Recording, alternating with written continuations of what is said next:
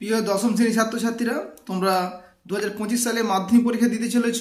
আমি এর আগের ক্লাসে তোমাদের দশম শ্রেণীর ভূগোলে প্রথম অধ্যায় বহির্জাত প্রক্রিয়া থেকে কিছু গুরুত্বপূর্ণ অবজেক্টিভ আমি সেন্ড করেছি। আজ আমি তোমাদের এই প্রথম অধ্যায়ে নদীর কাছ থেকে কিছু গুরুত্বপূর্ণ অবজেক্টিভ তোমাদের কাছে আলোচনা করছি। চলো দেখে নেওয়া যাক।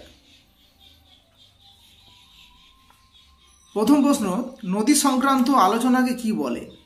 উত্তরটি হবে পোটামোলজি বলা হয়। তারপর হচ্ছে যে উপনদীগুলি দেখা যায় কোন অঞ্চলে? উত্তরটি হবে পার্বত্য অঞ্চলে উপনদী দেখতে পাওয়া যায়, আর শাখা নদী দেখতে পাওয়া যায় নিম্ন গতিতে। দুটো নদীর মধ্যবর্তী ভূমিকে কি বলা হয়? উত্তরটি হবে দোয়াব বলা হয়। যেমন তোমরা বলতে পারো যে ভারতের বৃহত্তম দোয়াব হচ্ছে গঙ্গা যমুনা দোয়াব। ধারণ অববাহিকা কি? উত্তরে তোমার লিখবে যে নদীর উৎস অঞ্চলের অববাহিকাকে ধারণ অববাহিকা বলে। জলবিভাজিকা কি? যে উচ্চভূমি দুই বা ততোধিক নদী গোষ্ঠীকে পৃথক করে তাকে জলবিভাজিকা বলে। আর পরের প্রশ্ন হচ্ছে যে ভারতের প্রধান জলবিভাজিকার নাম কি? উত্তরটি হবে হিমালয় পর্বত। আর উত্তর ও দক্ষিণ ভারতের মধ্যে অবস্থিত জলবিভাজিকার নাম হচ্ছে বিন্ধ্য পর্বত, আর দক্ষিণ ভারতে একটি জলবিভাজিকার নাম হচ্ছে পশ্চিমঘাট পর্বত। এখান থেকে একটা কিন্তু প্রশ্ন আসে। গঙ্গার ডান তীরের বৃহত্তম উপনদীটির নাম কি? এই উত্তরটি হবে যমুনা নদী। এটা হচ্ছে গঙ্গার ডান তীরে অবস্থিত এবং সবচেয়ে বড় উপনদী। ভাগীরথী এবং অলকানন্দার মিলিত প্রবাহের নাম কি? উত্তরটি হবে গঙ্গা নদী। অবঘর্ষ ক্ষয়ের ফলে নদীর নিচের যে গর্তের সৃষ্টি হয় তাকে কি বলে? উত্তরটি হবে মন্থকূপ বলা হয়। আর এখানে বলে রাখি যে অসংখ্য মন্থকূপ যখন একসঙ্গে অবস্থান করে তখন তাকে মন্থকূপ কলোনি বলা হয়। এটি নদীর কিন্তু উচ্চ গতিতে এটি ক্ষয়জাত ভূমিরূপ। নদী জলের উচ্চতার হ্রাস বৃদ্ধিকে কি বলা হয়? উত্তরটি হবে নদী বর্তন বলা হয়। নদীর গতিবেগ ও বহন ক্ষমতা বৃদ্ধির সূত্রকে কি বলা হয়? উত্তরটি হবে ষষ্ঠ ঘাতের সূত্র বলা হয়।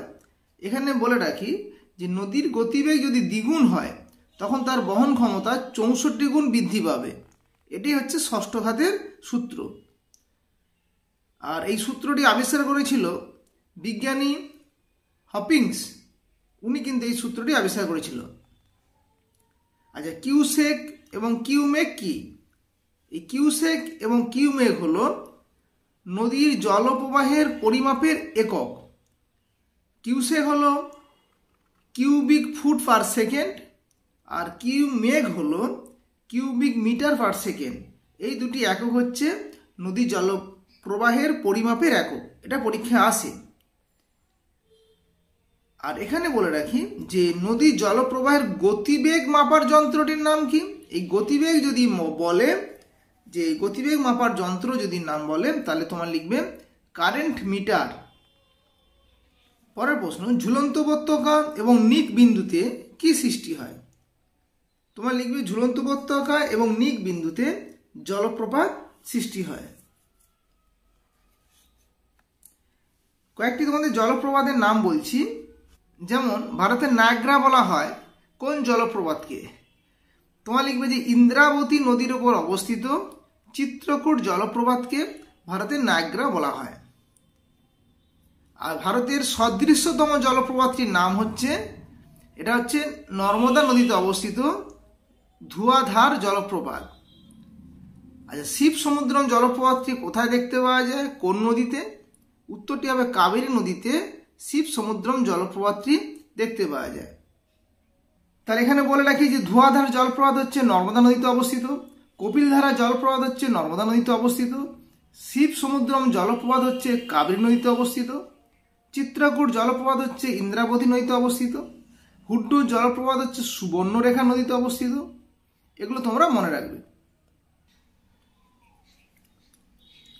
পরের প্রশ্ন, নদী বাঁকের ঢালু পাড়ের সঞ্চয়কে কি বলা হয়?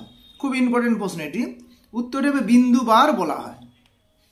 পরের প্রশ্ন, পরবর্তী নদী অপেক্ষাকৃত দুর্বল পরবর্তী নদীর মধ্য দিয়ে অন্য অনুগামী নদীকে গ্রাস করে, একে কি বলা হয়? উত্তরটি হবে নদী গ্রাস বলা হয়। তারপরে নিক বিন্দু কি? নদীর যখন পুনর্যৌবন লাভ হয়, এই পুনর্যৌবন লাভের ফলে নদীর নতুন উপত্যকা এবং পুরানো উপত্যকার মধ্যবর্তী উঁচু স্থান বা বিন্দুকে নিক বিন্দু বলা হয়। এখান থেকে কিন্তু জলপ্রপাত সৃষ্টি হয়। পরে ভারতের বৃহত্তম নদী দ্বীপটির নাম কি?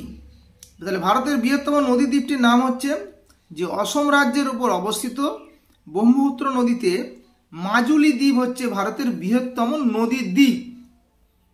আর যদি বলে যে বৃহত্তম বদ্বীপের নাম কি, এটা ভারত তথা পৃথিবীতে যদি বলে যে বৃহত্তম বদ্বীপের নাম হচ্ছে গঙ্গা ব্রহ্মপুত্র বদ্বীপ হচ্ছে ভারত এবং পৃথিবীর বৃহত্তম বদ্বীপ।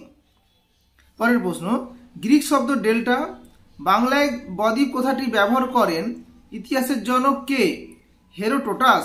উত্তরটি হবে হেরোডোটাস। ভারতে পাখির পায়ের মতন দেখতে বদ্বীপের নাম কি? উত্তরটি হবে কৃষ্ণা নদীর বদ্বীপ হচ্ছে পাখির পায়ের মতন।